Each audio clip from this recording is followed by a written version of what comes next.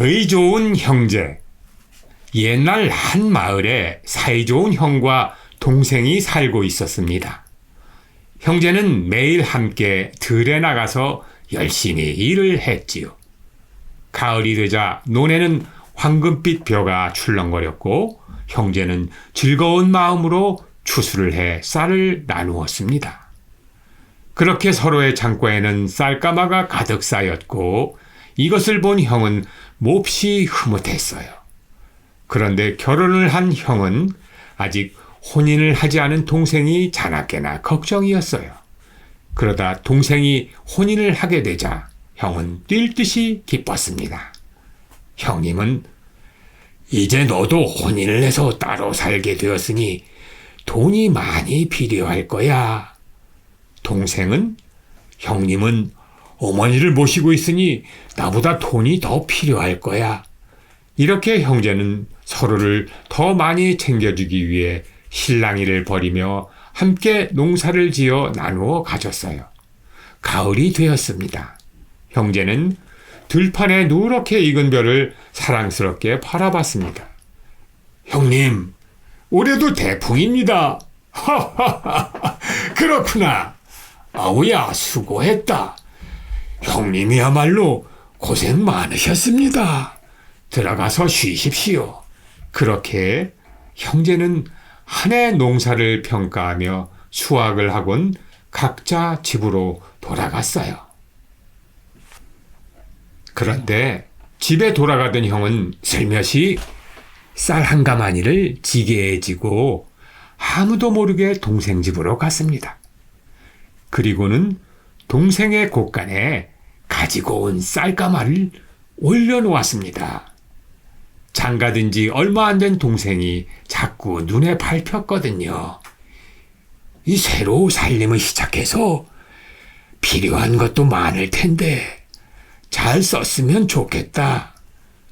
그런데 그 시간 동생도 쌀 한 가마니를 지고 형님 집으로 갔습니다. 동생 역시 어머니를 모시고 식구도 많으니 형님이 훨씬 더 많은 돈이 필요할 거야. 이 조금이라도 더 드려야겠다. 형과 같은 생각을 했습니다. 그런데 다음 날 아침 자신들의 곳간을 본 형과 동생은 참으로 이상했습니다. 분명히 쌀 한 가마니가 비어 있어야 하는데 쌀이 그대로 있었으니까요. 다음 날 밤도 형과 동생은 다시 쌀 한 가마니씩을 서로의 곳간에 가져다 놓았습니다.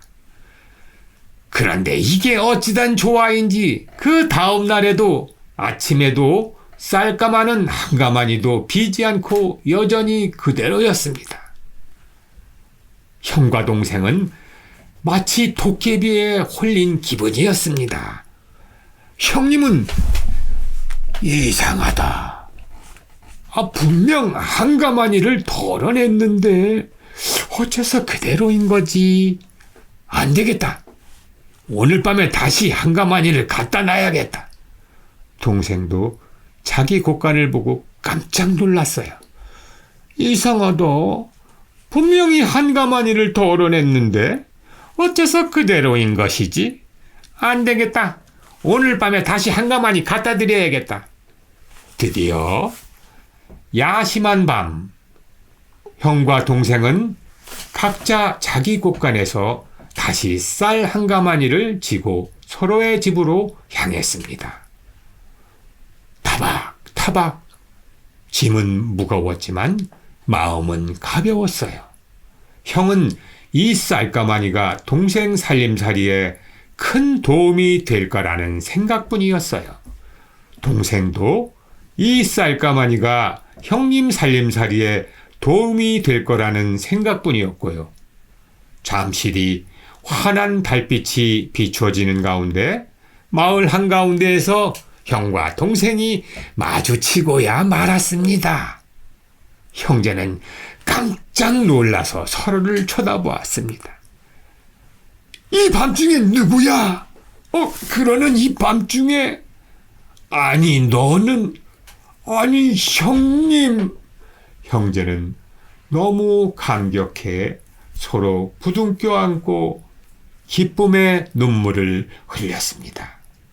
그 후로도 형제는 어머니께 효도하며 사이좋게 살았다고 합니다. 친구들, 오늘 얘기는 여기까지.